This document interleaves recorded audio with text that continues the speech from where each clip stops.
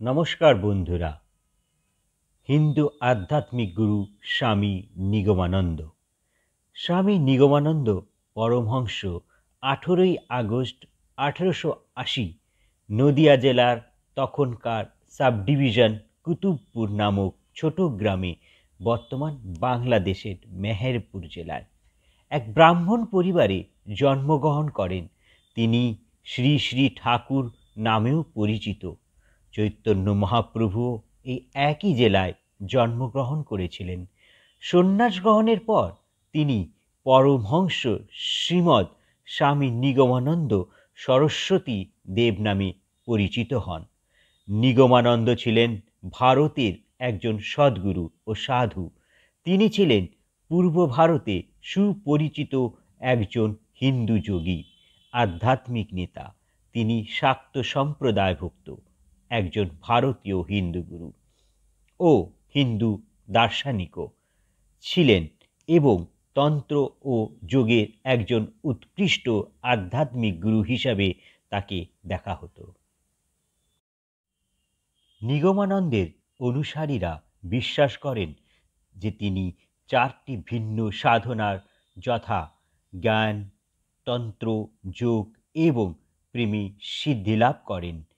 এই সকল অভিজ্ঞতার উপর ভিত্তি করে তিনি বাংলা ভাষায় 5টি গ্রন্থ রচনা করেন: ব্রহ্মচর্য সাধনা, যোগী গুরু, জ্ঞানী গুরু, তান্ত্রিক গুরু এবং প্রেমিক গুরু। স্বামী নিগমানন্দ নির্বিকল্প সমাধি লাভ করেছিলেন।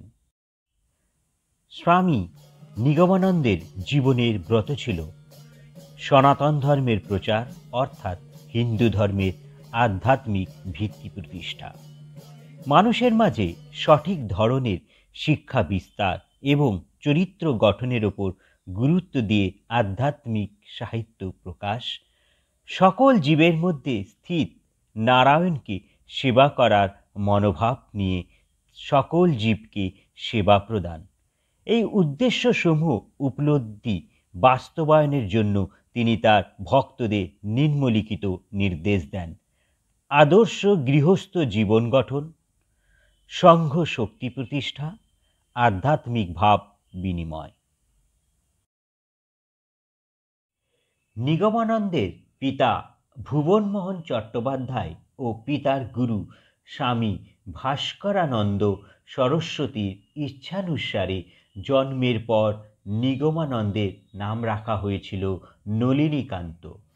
1300 বঙ্গাব্দে যখন নলিনীকান্ত গ্রামের প্রাথমিক বিদ্যালয়ে পড়ছিল, তখন তার মাতা মাণিক্য সুন্দরী দেবী কলেরায় মারা যান।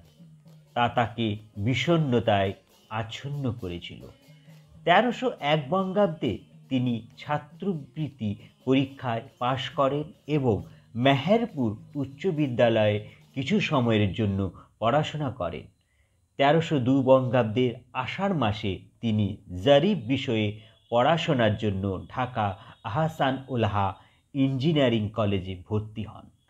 নলিনীকান্তের পিতা 1303 বঙ্গাব্দে হালিশহরের সুধাংশুবালা দেবী নামের এক ত্রয়োদশ বর্ষীয়া বালিকার সাথে নলিনীকান্তের বিয়ে দেন।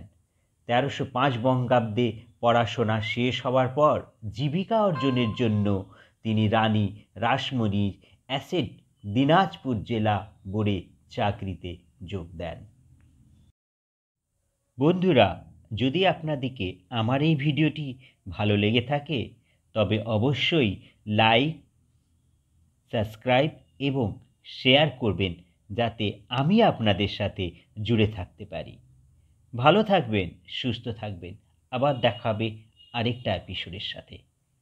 ধন্যবাদ।